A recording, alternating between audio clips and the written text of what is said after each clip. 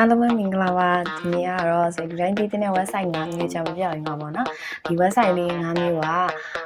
ဆိုတော့အင်ဂျူတနာပဲဖြစ်ဖြစ်အပြင်ကနေပြီးတော့ fashion နဲ့ဝါသနာပါပဲဖြစ်ဖြစ် style လေးတွေပဲဖြစ် hair style ပဲဖြစ်ဖြစ်ပြီးတော့ trend ဖြစ်တဲ့အရာတွေကိုဆိုတော့ဝယ်ခြင်းနေဆိုရင်ဒီ website 5မျိုးကမဖြစ်မနေသိတယ်ပေါ့နော်ပြီးတော့ဝယ်နေသမားတွေအတွက်လည်းဒီလို contrast လေးတွေကိုဆိုပြီးသွားပြီးတော့ရှာမယ်ဆိုရင်evening gown လို့ပါလို့ပေါ့နော်အရှာမယ်ဆိုဒီ website တွေကနေတွားကြည့်လို့ရပါတော့နံပါတ်1အရေးကြီးဆုံးချက်ကဒီ website လေးတွေဆိုတော့ဝင်ကြည့်မယ်ဆိုရင်Gmail လေးကအရေးကြီးပါတယ် Gmail လေးကဘယ်လိုဖွင့်ရမလဲဆိုတော့ဖွင့်ပြီး website ကြည့်ချင်တယ်ဆိုရင် YouTube မှာhow to open Gmail account ဆိုပြီးတော့အဲ့လိုမျိုးရှာလိုက်ပေါ့နော်အဲ့မှာ Gmail အသစ်ကိုဖွင့်ပြီးတော့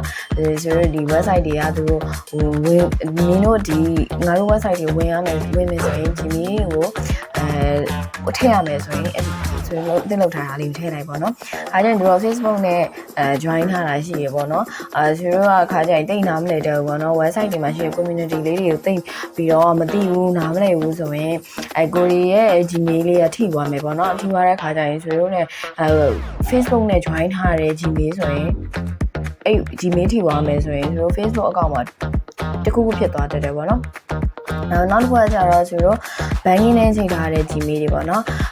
ဒီ Gmail ကဒီ website ကပေါ့နော်ဆိုတော့ဈေးဝယ်မယ်ဆိုရင်တော့ banking နဲ့ချိန်ထားတဲ့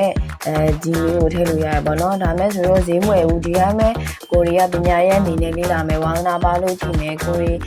ဒီ fashion အကြောင်းကိုလေ့လာမယ်အချိန်ရောက်လို့မင်္ဂလာဆောင်လို့ပါပေါ့နော်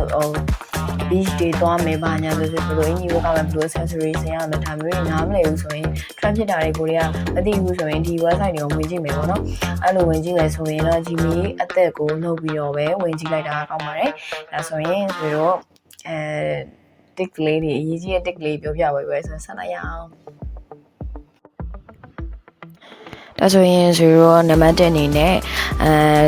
netportal.com ဆိုတဲ့ဟာလေးကိုရင်သွားမယ်ပေါ့နော်ဒီ website လေးတွေကဝင်လိုက်ပြီဆိုရင်ဒီမှာသူပြထားတဲ့ design တွေမျိုးစုံရှိမယ် denim top တို့ပါတော့သူက only essential cookie ဆိုပြီးတော့မျိုးပေါ်တတ်တယ်ပေါ့နော်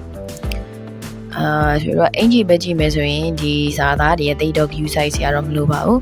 ဒီမှာသူအင်ဂျီတစ်ထည်ကိုဘယ်နှဒေါ်လာရှိတယ်ဒါကြတော့ယူရိုပေါ့နော်ဘယ်နှယူရိုရှိမလဲဆိုပြီးသူကပြောထားတယ်ပေါ့နော်ဒီဘုဒ္ဓရာအနေနဲ့1ယူရိုကိုဒေါ်လာယူရိုကဒေါ်လာထက်ပိုပြီးများတယ် 1.09 လောက်တော့ရှိတယ်ပေါ့နော်ဈေးတွေကတော့အမျိုးမျိုးပြောင်းနေစေပုံဒါပိုရောအဲ့လောက် point လောက်လေးတော့များရပေါ့နော်အဲ့ဒါမှမကိုသိချင်တဲ့အချက်တွေကိုပေါ့နော်ရှာပြီးကြည့်အောင်မယ်နော်တကယ်လို့ဆိုတော့ကအင်္ဂလိပ်စာနားမလည်ဘူးဆိုရင်ဘာမှမပူပါနဲ့ဆိုလို့ပေါ့ဗာလဲ Google Translate နဲ့ပေါ့ဆိုလို့ကြည့်လို့ရရပေါ့နော်ဒီမှာဆိုရင် bag တွေရှိမယ် accessory သူတို့ဒီမှာဘီကုတ်တွေအစားသူကပြပေးထားပါတော့ဒီမှာဆိုရင်ဘာသိရမလဲဆိုတော့ trend ဖြစ်တဲ့လူ trend ဖြစ်တဲ့ဟာတွေကြည့်ချင်တယ်ဆိုရင်ဒီမှာကြည့်ပေါ့နော် Gucci ကထုတ်တဲ့ bag တွေ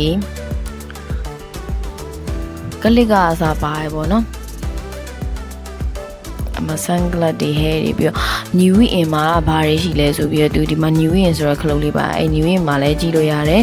extra 50% off ဆိုတာလည်းကြည့်လို့ရဒီဇိုင်နာပေါ့နော်ဒီဇိုင်နာမိတ်တွေကြည့်မယ်ဆိုရင်ဒီဇိုင်နာမိတ်တွေကြည့်တကယ်လို့ကိုကအဲ့ဒီဇိုင်နာကိုမသိဘူးဆိုရင် YouTube မှာခောက်ပြီးရှာကြည့် Google မှာခောက်ပြီးတော့ရှာကြည့်ပါအဲ့ဒီလူရဲ့နာမည်ကိုကြည့်ပြီးတော့ပေါ့နော်အဲ့ဒီလူရဲ့ portfolio သိချင်တယ်ဆိုရင်အဲ့ဒီလူရဲ့ဒီဇိုင်နာဆိုပြီး Boss Tobias ပြီး portfolio ဆိုပြီးရိုက်ပြီးရှာကြည့်လိုက်ပေါ့နော်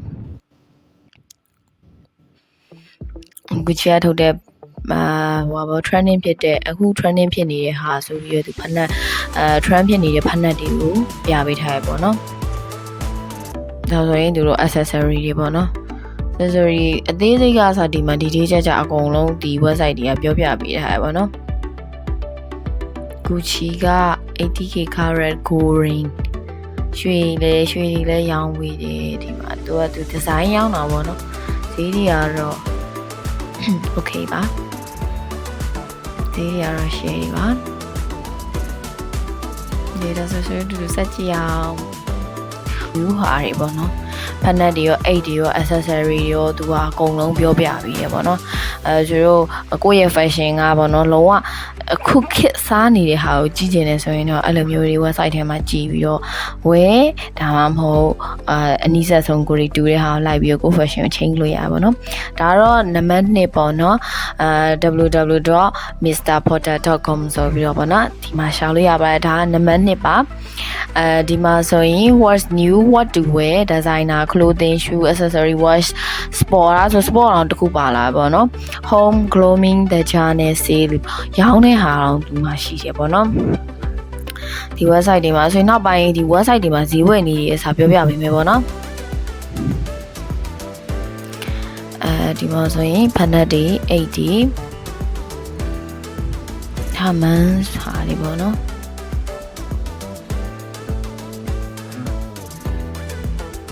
ယောက်ျားလေးတွေပေါ့နော်ယောက်ျားလေးတွေအတွက်ဟာလေး beach မှာဝတ်တဲ့ဟာနေပေါင်းမီလေးတွေပေါ့နော်တူမွေးပေါင်းမီရဆက်ရှိအုတ်ထုပ်လေးတွေကိုကစားနေတဲ့အုတ်ထုပ်လေးတွေဒါ new အသက်ထွက်တဲ့ item လေးပေါ့နော်ပြီးတော့ကိုဝေးချင်တဲ့ဟာပေါ့နော်အဲ့လိုမျိုးတွေသိချင်နေဆိုရင်ဒီမှာ search မှာတစ်ချက်ရှာလို့ရမယ်ပေါ့နော်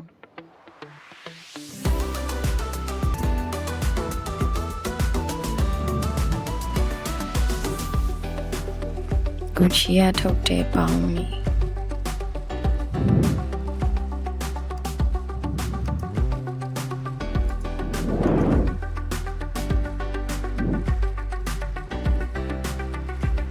only do flat ဒါဆိုနှစ်ထည့်ပေးကြံတော့မယ်တဲ့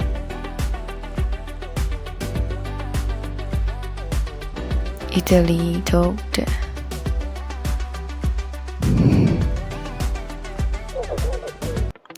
နံပါတ်3ပေါ့နော်ဒါ fashionbean.com ပေါ့နော်ဒီဟာဆို fashionbean.com ရိုက်ထည့်လိုက်တာနဲ့သူဆိုရင်တန်းကြလိုက်မှာဒါယောက်ျားလေးဟာလေးပေါ့နော်ဒါတွေကတော့ဒီမှာဆိုတော့ Gmail ထည့်ခိုင်းတယ် Gmail ထည့်ပြီဆိုရင်ဆိုဒါတော့ဆွေရဲ့ Gmail လေးပေါ့နော်အဲ့မှာသူ subscribe လုပ်ပါလို့ပြောတယ်ပေါ့နော် we respect your privacy ပေါ့နော်အဲ့မှာဒီဆိုတော့ Gmail လေးထည့်ပြီးတော့အားလေးကိုနှိပ်လိုက်မယ် subscribe လုပ်လိုက်မယ်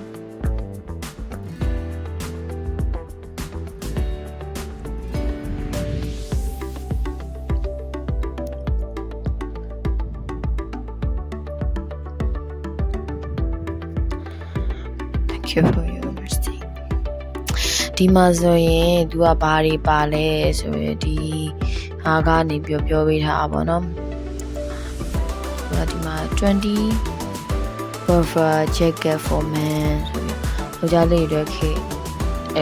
အစားဆုံးပေါ့ jacket အမျိုး20ပေါ့နော်အရာပါမယ်နောက်ပြီးတော့20 accessory ပေါ့နော် you should own ပါလဲမဖတ်လိုက်ရအောင်that should own in 2020 data ဆိုရင်accessory ယောက်ျားလေးတွေ accessory 2မျိုး2023မှာရှိတဲ့နေပေါ့နော်ယောက်ျားလေးတွေရှိတဲ့ accessory အမျိုး20ပေါ့နော်မျိုး20ပေါ့အဲ့လိုမျိုးယောက်ျားလေးတွေအတွက် luxury ယောက်ျားလေးတွေ brand ပေါ့နော်တော့တဲ့ woman in the world today အမျိုးကြီးအစားရှိရကွယ်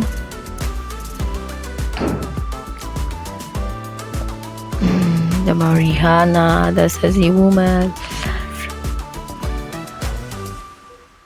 အမတို့တခုချင်းညီပြပါပါเนาะ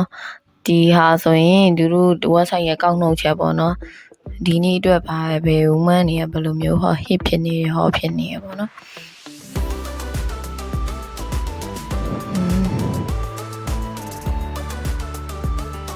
ဒီဟာဆိုရင်တော်တော်စုံနေပေါ့เนาะဒီလို website တွေရှိပေးတာဆိုတော့တော်တော်စုံပေါ့เนาะဒီ website ဆိုရင်သပင် style အစားရှိတယ်ပေါ့နော်အရင်မိုက်တယ်တော်တော်စုံတာလောင်းဟဲ့ပေါ့နော် medium လက် short သပင် style တော့မှ4-5မျိုးပေါ့နော် quadrant ဖြစ်နေတဲ့ဟာညက်ချင်တယ်ဆိုရင်တော့အဲ့ဒီမှာကြည့်ပြီးတာညက်ပါဒါကတော့မှန်ယောက်ျားလေးတွေနောက်ဆုံးပေါ့နော် street fashion ပေါ့နော်အမတော့နီးရအစပြောထားတာဘေးနေရာမှာဘယ်လိုရိုက်ခဲ့ပါလဲဆိုပြီးအစသူကပြောပေးတာပေါ့နော်ပြီးတော့ the transporter ဆိုပြီးတော့ model 35 ငါမို့လေ the best ဒီမှာဆိုလဲတော်တော်မိုက်တယ်ကွယ်ဒီမှာသူတို့ပြောတယ် minimalism နေရအစားပါတာနော် minimalism ဘယ်လိုလုပ်မလဲ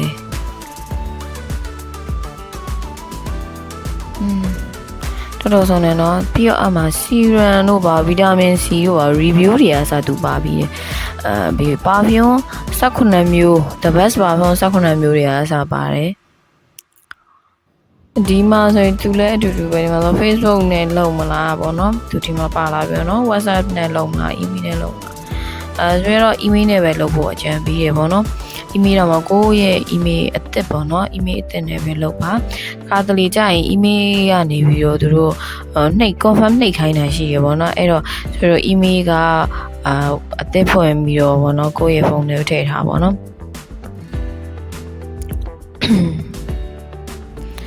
အဲ့လိုမျိုးကသူတို့ကောက်နှုတ်ချက်လေးတွေနဲ့အယုတ်တောင်မှအဲ့လိုရှိရကွာ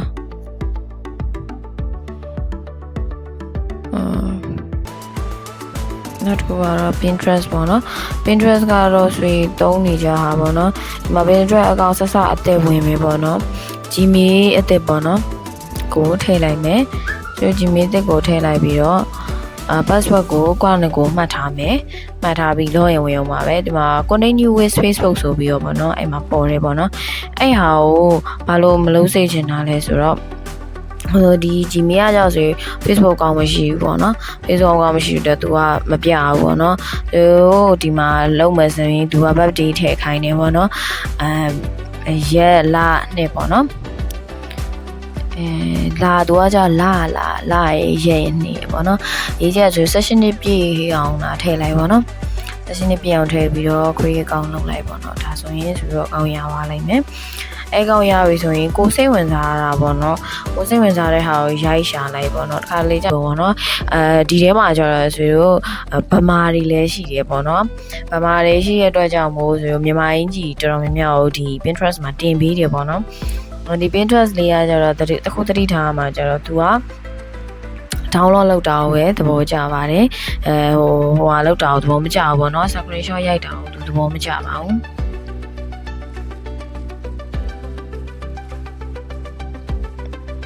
ဒီမှာပေါ့နော်အစုံပဲသူတို့သပင်မှာဘိုးလေးတွေကစားသူတို့ပုံပါတယ်တော်စုံလင်းပေါ့နော်ဒီ Pinterest ကကြတော့သူလက်ရှိကိုဆိုသုံးနေကြပါတော့ဒါကတော့လုံးဝ account တဲ့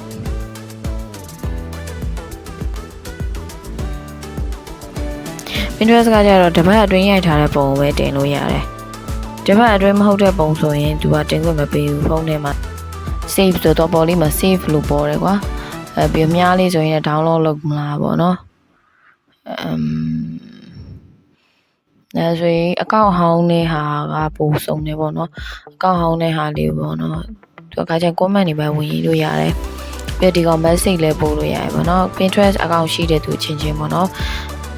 ဒီမျိုးပေါ့နော်ဒါဆိုရင်ဆိုရင်တုံးဆိုလက်ရှိတုံးနေတဲ့ဟာပေါ့နော်Pinterest login လုပ်လိုက်တာနဲ့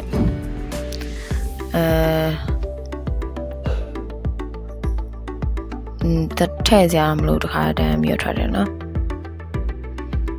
အဟောင်းလေးဆွဲတာလေးကိုဖြစ်စားနေဆွဲတာဆိုင်ပြီးတော့ဘယ်လိုအင်ကြီးတို့ဘယ်လိုပေါ်လေးပါမယ်ဆိုမျိုးဆရာ test and trick တွေအများကြီးပဲပါတယ်နော်ပြီးတော့အင်ကြီးချုပ်တော့ဝါသနာပါတဲ့လူတွေပေါ့ကိုအင်ကြီးကို DIY ဘယ်လိုလုပ်ချင်လဲဆိုဒီမှာတွေပုံရှိတယ်ဒါဆိုအားလုံးလူတိုင်းကြည့်တဲ့ website 5မျိုးဆိုပြောပေးပါပြီပေါ့နော်ဒါဆိုရင်ကိုလိုအပ်တဲ့နေရာလေးတွေမှာအသုံးချနိုင်ကြပါစေအားလုံးလည်းတက်တာနောက်ဗီဒီယိုလေးမှာပြန်တွေ့ပါမယ်